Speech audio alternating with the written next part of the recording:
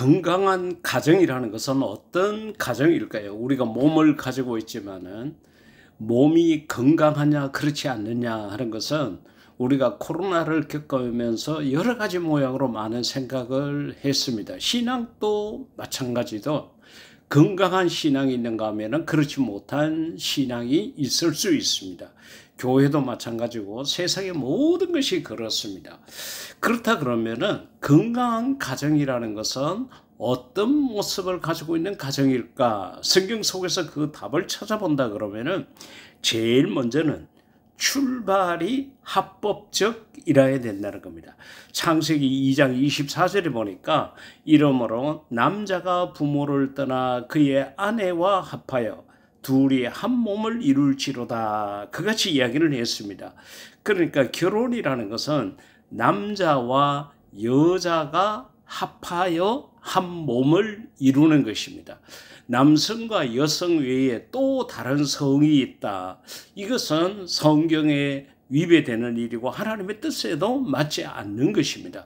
그리고 요즘 동성애라든지 이런 여러 가지 제3의 성이다 이렇게 이름을 붙여가지고 여러 가지 이야기를 많이 하고 있는데 다 성경적이지 못합니다. 남자와 여자 이렇게 해서 한 가정을 이루는 것이 정상적이고 건강한 가정입니다. 두 번째로는 남편이 아내를 사랑해야 된다는 거죠. 골로새서 3장 18절 말씀 가운데 보면은 남편들아 그같이 얘기를 합니다. 아내를 사랑하며 괴롭게 하지 마라. 그같이 이야기를 했어요. 두 가지를 이야기를 한 거죠. 아내를 사랑해라. 두 번째는 괴롭게 하지 말라. 그러나 사랑하게 되면 괴롭게 하지 않죠. 사랑이 떠나가고 미움이 있고 때로는 여러 가지 복잡한 마음들이 있게 되니까 괴롭게 하는 경우가 있습니다. 에베소서 5장 25절 이하에서는 더 상세하게 이야기를 합니다.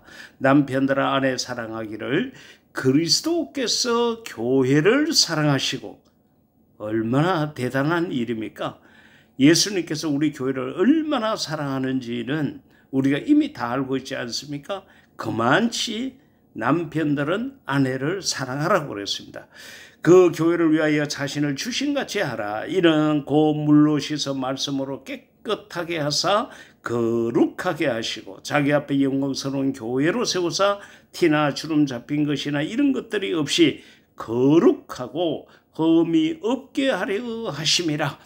그러니까 우리 남편들은 아내를 사랑하되 예수님께서 교회를 사랑하신 것처럼 교회가 온전하지 못하고 흠도 많고 허물도 있지만 그 모든 것을 다 가리워주고 덮어주고 용서해줬다는 이야기죠. 28절에 보면은 이와 같이 남편들도 남편들에게 이야기를 한 것입니다. 자기 아내 사랑하기를 자기 자신과 같이 할지니 마치 예수님께서 내 이웃을 내 몸처럼 사랑하라 이렇게 말씀하신 거하고 똑같죠. 자기 자신과 같이 할지니 자기 아내를 사랑하는 자는 자기를 사랑하는 것이라. 할렐루야.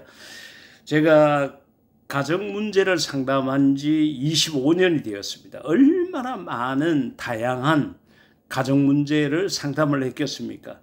그 모든 상담 속에서 느끼는 것이 배우자를 사랑하는 것이, 그러니까 아내가 남편을, 남편이 아내를 사랑하는 것이 곧 자기를 사랑하는 것인데 왜 이렇게 모를까 하는 안타까움을 가질 때가 있습니다.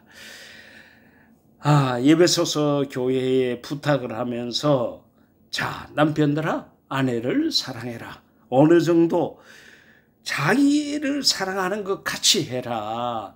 그렇게 하는 것이 곧 자기를 사랑하는 것이다. 이같이 이야기를 했습니다. 때로는 사랑하기 너무 힘든 모습이 있을 수 있죠. 아내가 봤을 때 남편이, 남편이 봤을 때 아내가 전혀 사랑스럽지 않고 같이 있기도 싫은 그런 모습이 있을 때가 있습니다. 그러나 예수님께서 우리를 사랑하신 것을 생각해 보십시오. 우리가 예쁜 것이, 잘난 것이 무엇이 있습니까? 다 죄악 가운데 빠져가 있고 하나님의 사랑도 모르고 예수님의 십자가의 사랑도 모르고 그러지만은 그런 허물들을, 그러한 못난 모습들을 다 감추어 주시고 용서해 주시고 우리를 하나님의 자녀로 택해 주지 않았습니까? 그것처럼 그리스도께서 교회를 사랑하신 것처럼 남편들은 아내를 사랑해야 된다고 골로새서 에베소서에서 이야기를 했습니다. 그러면 남편에게 아내는 어떻게 해야 되느냐? 거기에 대해서 역시 골로새서 3장 18절에서 이야기를 합니다. 아내들아, 남편에게 복종하라. 이는 주 안에서 마땅하니라 그랬습니다. 여러분, 인간이, 그러니까 아담과 하와 이후로 우리 모든 인간들이 갖고 있는 본성 가운데 하나가 순종하는 것이 어렵다는 겁니다. 인류가 최초로 지은 죄, 아담과 하와가 지은 죄의 제목이 불순종이지 않습니까? 하나님께서 이거는 따먹지 마라 그랬는데 그게 순종하지 않고 불순종하지 않았습니까? 그래서 그런지 우리 모든 인간들은 순종하는 것을 정말 싫어합니다.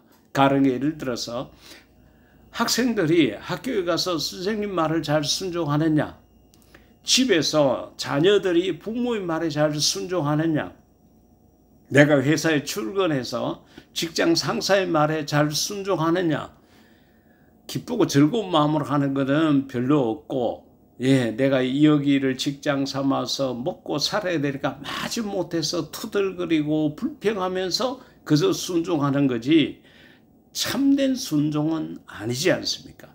이처럼 우리가 하나님의 말씀이 거룩하고 우리를 잘되게 하고 복되게 하는 일임에도 불구하고 우리가 하나님 말씀에 순종 잘 안 해요.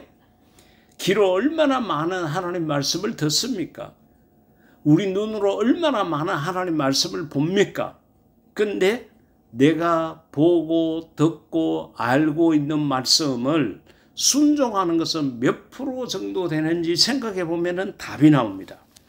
이처럼 우리의 순종이 어려운데 골로새서에서 아내들에게 부탁하는 것은 남편에게 순종하라. 그것이 이야기를 한 거예요.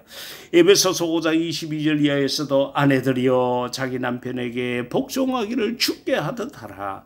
이는 남편이 아내의 머리됨이 그리스도께서 교회의 머리됨과 같음이니 그가 바로 몸의 구주시니라. 그러나 너희도 각각 아내 사랑하기를 자신같이 하고 아내도 자기 남편을 존경하라. 여기서는 존경하라는 이야기까지 하고 있습니다.